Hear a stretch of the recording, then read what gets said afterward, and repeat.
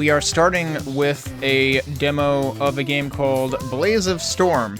Not to be confused with Cream of Mushroom. I make this joke every time there is a title with suspicious noun of other noun. So you're just gonna have to grin and bear with me.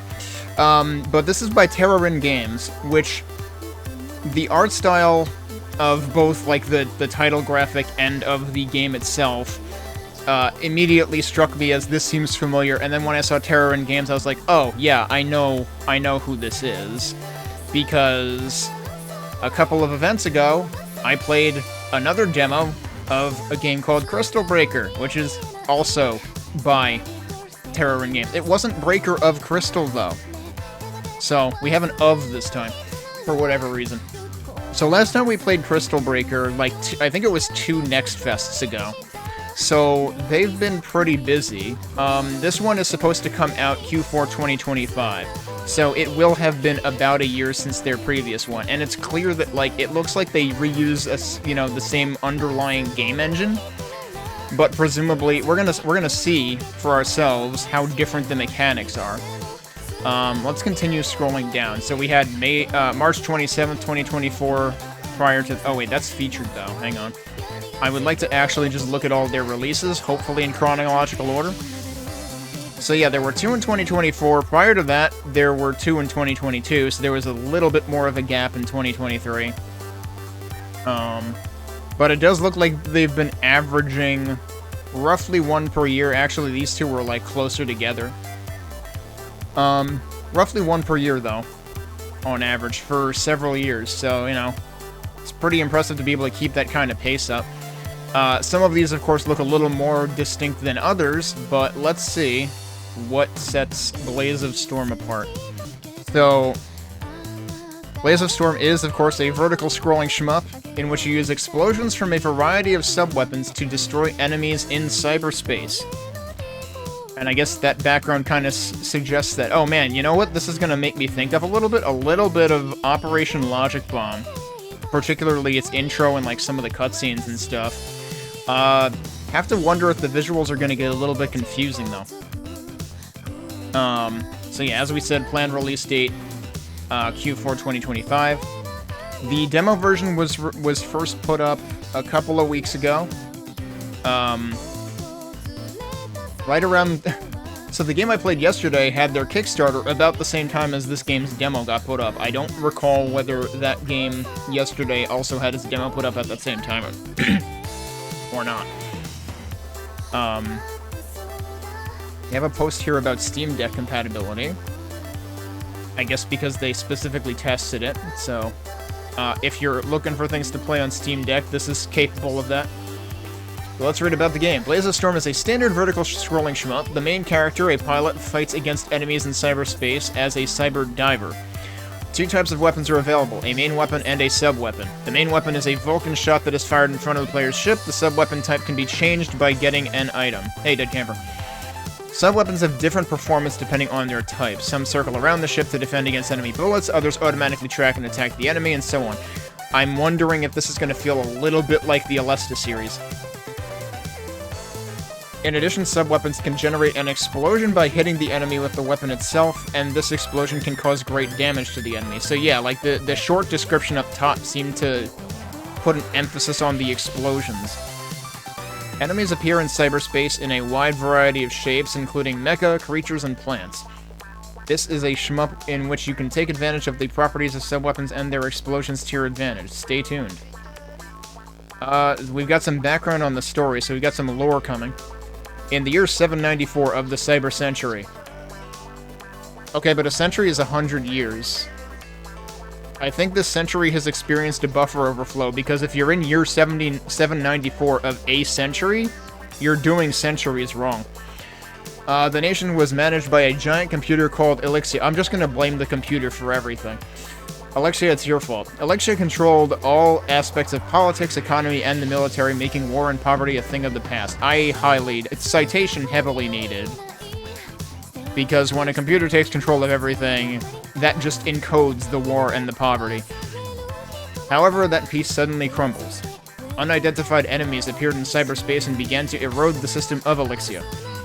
The city's infrastructure was in chaos, communication networks were cut off, and people faced fear. In response to this situation, cyberdiver Ayame Crow began investigating cyberspace. Cyberdivers are people with special abilities who can directly connect their consciousness to cyberspace. This is, of course, this is a concept that has been done before. Behind this crisis, it was discovered there was a human being called Phantom who uploaded his mind into cyberspace. He was plotting to control Alexia in order to lead humanity to chaos that he called freedom. Now, the cyberspace battle to save humanity from crisis begins.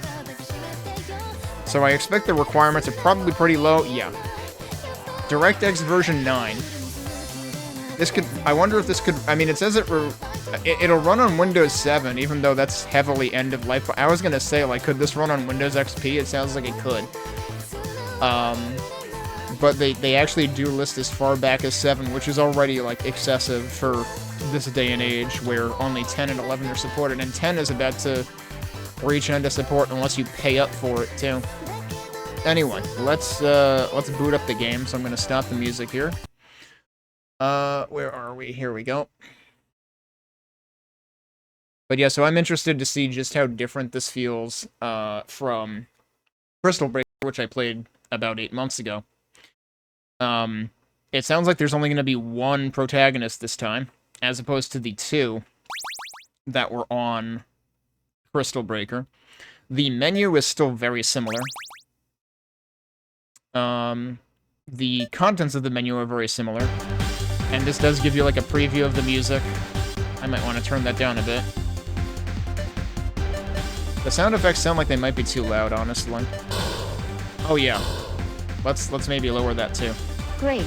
Great. Alright, vibration is off. I don't recall if I turned that off or if it started off, actually. Background, you can, like, make the background less distracting. There's normal, simple, and blue.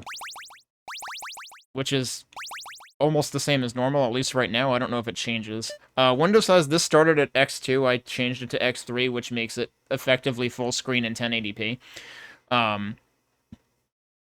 It's funny, because the requirements listed 720p, didn't they? Which I assume would be 2x, but, like, I imagine you could make it 1x if you really wanted to. Yeah, you could. It would be tiny for most screens. Oh, there's also literally full screen, which looks the same. Anyway. Alright, we've got local ranking, button setting, online ranking, presumably not for the demo. You've got 2 buttons. And this is the defaults. A for main weapon, and for some reason, shoulder button for sub-weapon. Let's start and see what we have here, and let me start the timer, actually. So we've got a tutorial, we've got a Caravan, which is 5-minute score attack. Arcade might actually not be available in the demo. I don't recall if we were locked to a Caravan mode. I want to say that's different. I don't think we were locked to a Caravan mode in Crystal Breaker. So that might be unique to this. Let's look at the tutorial. Okay. Okay, I actually have control in this tutorial. That's always the first thing to check. Move your ship with the left stick or directional buttons. Is it... How many directions? It looks like it's full analog, maybe. Sub-weapon.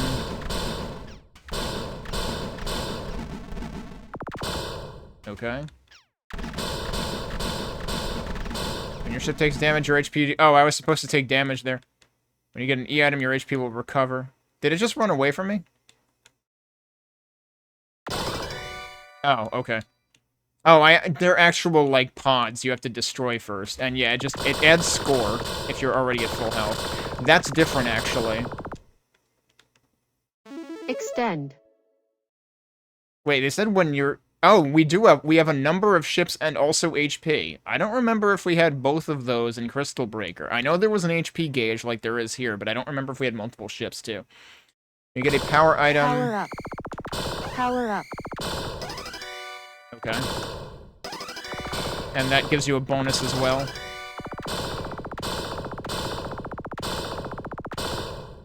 When you take damage, your shots will lose some level of power. Damage. I was gonna say, I'm not even getting hit. So it's pretty lenient on hitbox. Direct ball. I see. Napalm bomb. Satellite ball. Oh, and that fans Charge out. shot. Homing shot. Okay. I appreciate that they're letters, and they even tell you on the right side of the screen what they do, as opposed to Aleste where you have to, like, memorize it. Homing shot. Oh, and they're explaining each one individually.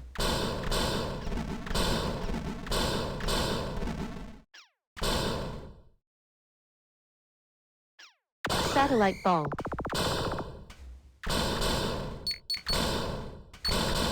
I don't know what the beeps are about.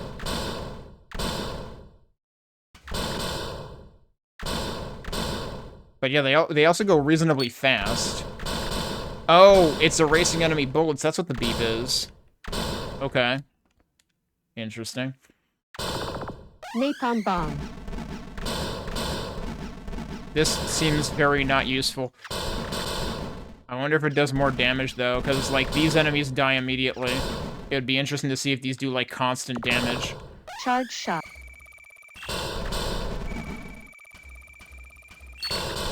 How much can you charge it, though?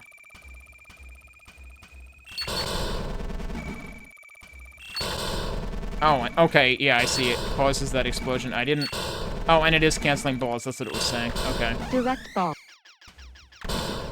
Okay, so when you release the button, it still continues firing in the last direction you moved. And it can be in 8 directions, presumably? Yeah.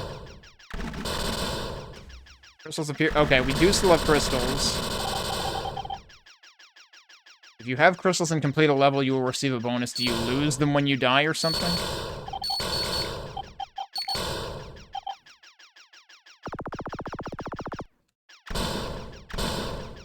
Okay.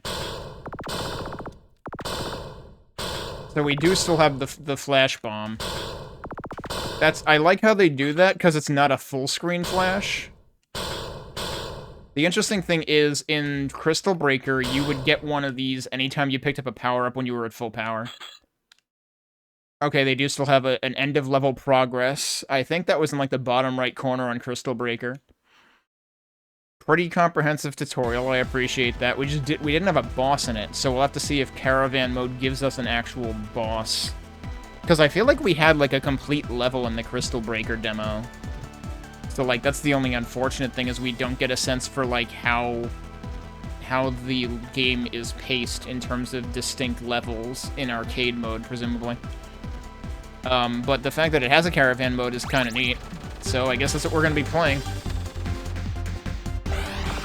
So yeah, there are definitely some distinct properties in this game, apart from, Satellite ball. you know, that distinguish it from Warning. Crystal Warning. Breaker. Oh, we already have a boss. Jeez, we've been here for 5 seconds.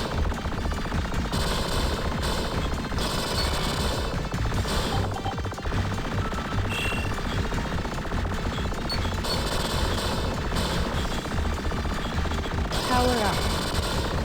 Great.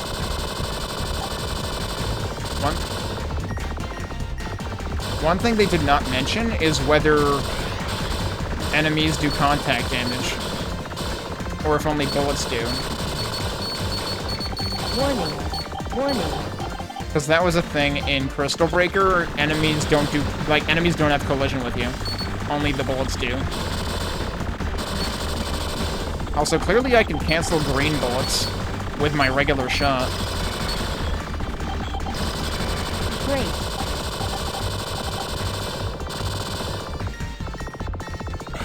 Power up. Charge shot. Oh, I didn't want that. Homing shot. Warning. Warning. And it feels like I have no reason to not be holding both weapons at once. Like, both buttons at the same time at all times.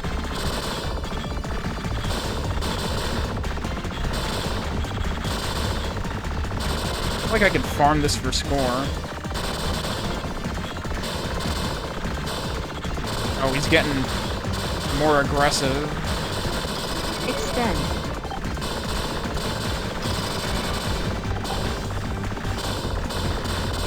I assume the little ships that dive right towards me would do damage. Homing shot. Great.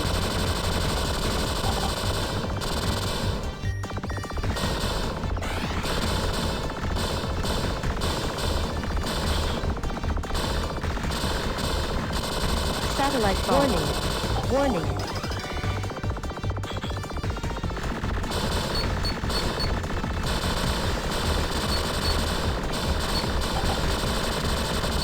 Homing shot. Oh, Damage. Finally got hit. Damage. Charge shot. Oh, I really didn't want that.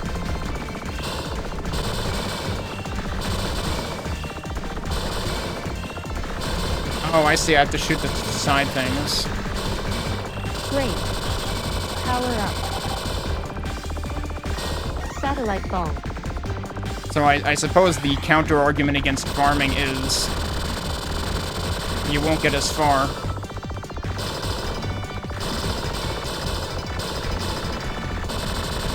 Direct Whoa, bomb. hello. Didn't mean to get that.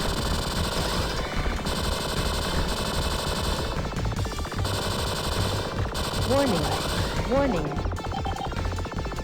Oh, jeez. Extend. Direct bomb. Damage. That point blanked me, dude. I wanted that, then didn't get it. Where'd my weapon go? Do I have, like, Holy finite shot. sub-weapon? Or did I lose it because I got hit?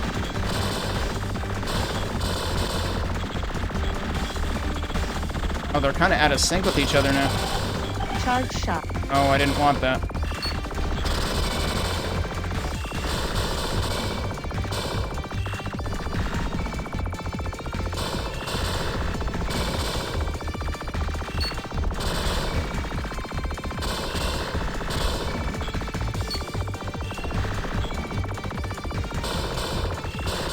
Great.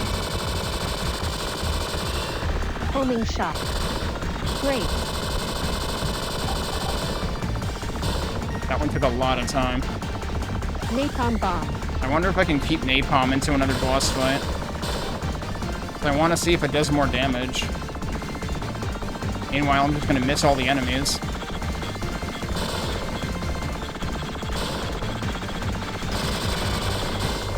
Homing shot. Well, no. Oh, there we go. Napalm bomb.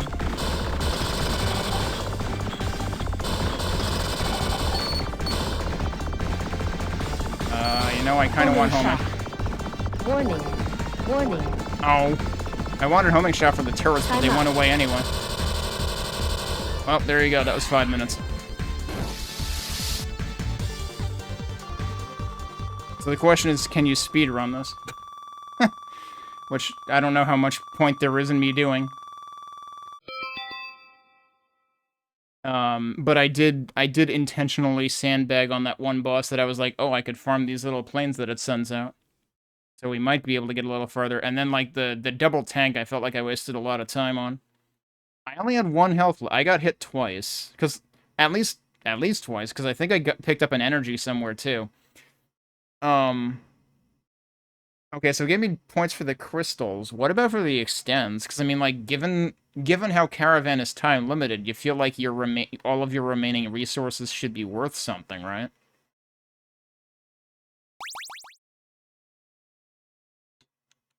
You can't, like, enter a name or anything. But that's also only the local board, presumably, so... I guess we can try it one more time. Okay, so yeah, my high score is up there at the top of the screen now. Wait, why did I start with homing already? Did that carry over from last time, or do I always start with home? Hang on, we need to test that. Because that feels wrong, that I'm starting with a sub-weapon.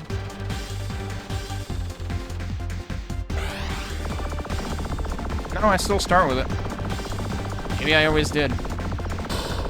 Satellite bomb. Warning. Warning.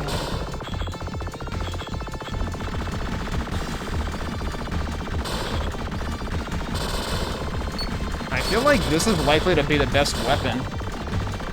Just look at how often it hits. Damage. Oh. I'm gonna restart though.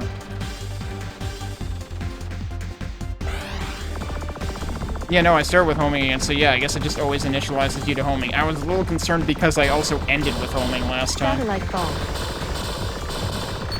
Warning. Warning.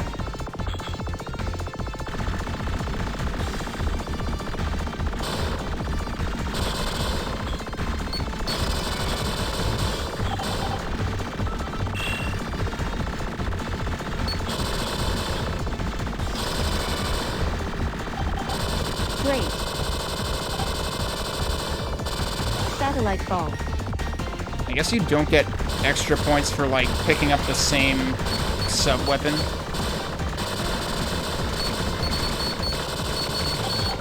Warning. Warning.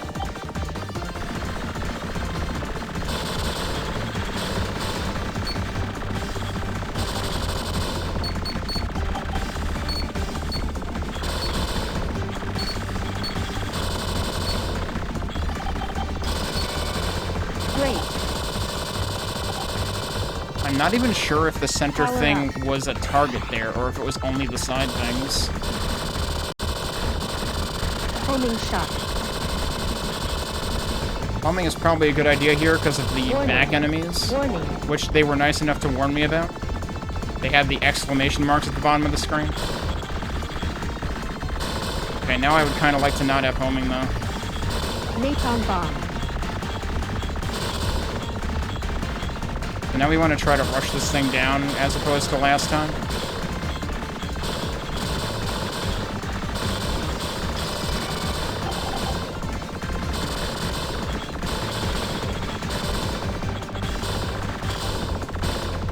Satellite fall.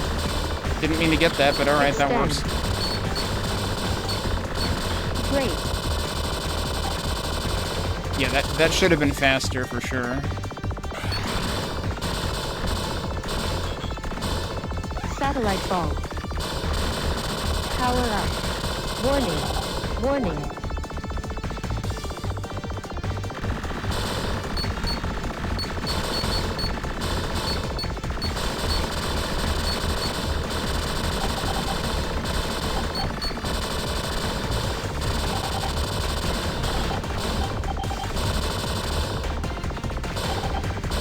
Great.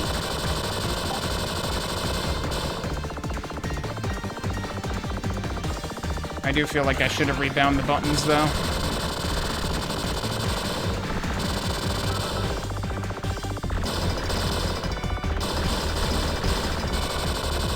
Damage. Oh, Power up.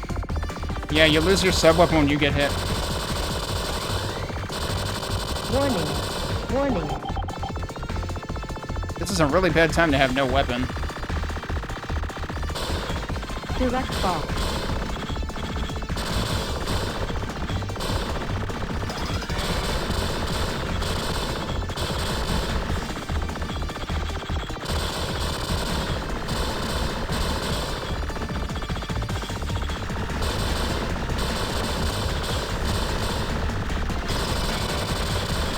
Extend. Great.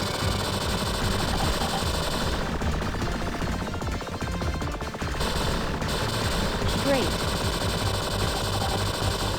Have to figure that one faster. So I don't really know how powerful this weapon is.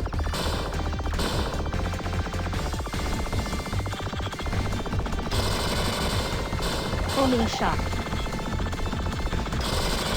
Satellite fall.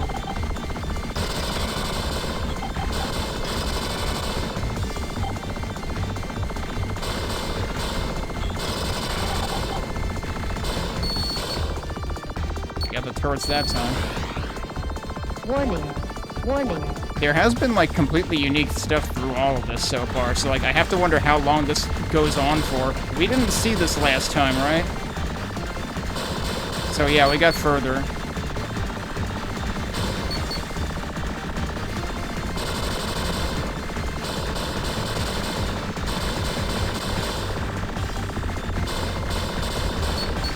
Great. Extend. Satellite gong. We finished it with... So much for me saying that, like, there was just a constant barrage of new stuff, and I was wondering if there was, you know, a finite amount, or if it would loop at some point. We just finished it. I don't suppose I get a time bonus either, but hey, we did get a better score. Okay, cool. I played Caravan until it ran out of Caravan. Until it Caravanned. So there you go. That's the demo. Now here's the thing, though. I have no indication. I'm pretty sure when I played the demo for Crystal Breaker, there was, like, you had an indication of there was, like, multiple difficulty levels and stuff. There is zero indication of that in here whatsoever. So I feel like I have I feel like I come away from this, like, yeah, okay, it's a, you know, it's a pretty competent Aleste-like, sort of, a little bit. But, except that the sub-weapons don't individually power up, I don't think. Whereas in Aleste, I think your power-ups contribute to the sub-weapons more so than the main one. The other thing is, like, I totally didn't get the whole... I'm gonna stop the timer here. I didn't get a sense of the whole, like, the way that the store page was focusing on the explosions. I didn't really get a sense of how the explosions in particular were contributing, unless that's just, like, a really loose translation, because, like, it definitely does seem like a very loose translation on the Steam store page. Unless it was... the focus might have just been more on, like, using the sub-weapons effectively, in general. Because, like, I feel like that is a big... that's definitely a big part of it. I also feel like Satellite basically wins everything. For the most part. So, like, I'm worried that I don't have a good sense for how this scales, and you'll hear me use that phrase a lot when I play demos, because, like, you get the rare instance of demos like Neon White, where they specifically give you a good taste at the beginning of the game, but then they also jump you ahead to get a taste of what, you know, how it ramps up. This gives me no indication of how it's going to ramp up, because the only thing in here is the Caravan. There's no indication of difficulty levels the way that there were in Crystal Breaker when I played that demo. So I don't really know how much replayability this is going to have. Also, you know, I'm a little worried the fact that it's like, congratulations, you reached the end of the Caravan. It's like, I guess I could still go for more score, but to what degree? I could have farmed the, farmed the mini planes from the big mama plane for like 10 more seconds. That's about it. And it feels like there should be bonuses for the resources you have available at the end to, like, further distinguish a completed Caravan run. See, I don't know. I mean, again, this developer releases a new game once every year or so. Actually, what I should look at is how much do their games tend to cost? Does it show me if I go down here? Yeah, they're asking like 15 bucks for this. This one's on sale for half off right now, but generally, they have one thing that's... Okay, hang on a sec. This is called Image Striker. And it's free to play. Didn't I see something? Where did the game go? There it is. If I enter this again, pay attention to something. Look at the bottom of the screen. Project Image Striker 3. Whoops, that's not what I meant to hit. I meant to hit go back to title. I was wondering if that was a reference to something, and it turns out it is. Maybe I should play Image Striker at some point, because that's probably the basis for a lot of these. I don't remember if Crystal Breaker had any Image Striker reference like that. Yeah, Image Striker also has a Caravan mode, so there you go. So, that's interesting. But yeah. I don't know. Of course, I'm a stingy bastard when it comes to things. I feel like 15 bucks is steep for something that looks like it might give me like 3 hours of playtime, and then I'll be like, well, there's not really much replayability left here. Because I don't know. Does it have will it have multiple difficulty levels?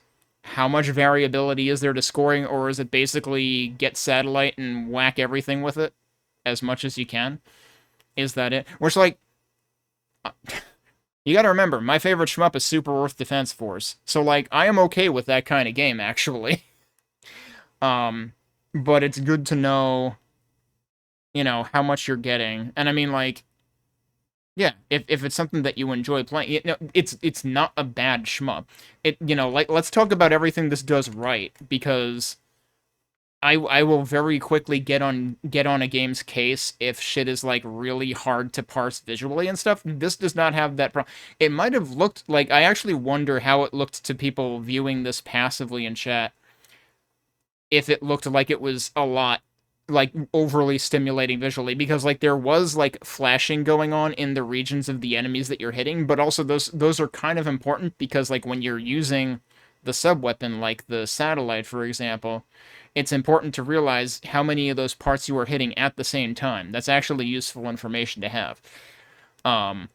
So I could see where that could be considered a little bit overwhelming, but for the most part, I think that these games by this developer, by Terarin, do a pretty good job of actually having like a good degree of visual clarity, which is saying something, because a lot of shmups don't do that as well as this. So like, again, if you want something that's clearly got some classic inspirations, it's really just a question of like, you might not get that many hours out of this unless you just really enjoy playing it over and over again for kicks. Because otherwise, $15 might not really give you that many hours of enjoyment if you tend to, like, I feel like I'm not the only one who tends to use, how much time do I expect to spend playing this as a metric of how much money do I want to spend on it. But also consider it's, an indie developer who has been releasing games like this at a consistent clip, and, that's something worth appreciating in and of itself. Alright, so after I played this, which I did so before Next Fest officially started, I noticed that this got a couple of updates and is now version 0.45 by the end of the week of Next Fest. Well, the Saturday of the week of Next Fest, to be specific, whereas it was 0.38, I believe, when I was playing it. So, I did play this for a little while, to see if I could perceive anything different, but the only thing that I've actually noticed that's different is when I go to start game, there's 4 menu items now. Which doesn't really matter because you can't select the new menu item. Training is the new menu item. You still can't select arcade either. Although another thing that I noticed, which I might have been able to technically notice in the older version, I don't think I ever went to local ranking when I was trying 038 last week. And if you go in here, you actually can see Arcade Normal, Arcade Hard, Arcade Expert, which answers the one question I had and the thing I was worried about, which was that when I tried out the Crystal Breaker demo a couple of Next Fests ago, it gave you access to arcade mode, and so you could see the difficulty settings, which you can't see this time because you can't go into that, but you can see it here. So there will still be multiple difficulty settings in the arcade mode. That was the one thing that I was, slightly curious about, that the demo couldn't already have told me. So, mystery solved. But other than that, I actually have no idea what is new in version 0.45. I don't think they've created any new news posts for the game since 0.37, which was prior to the version that I played. So, that mystery is not solved. But anyway, pretty solid game. And I think my playthrough of 038 still pretty much stands as is.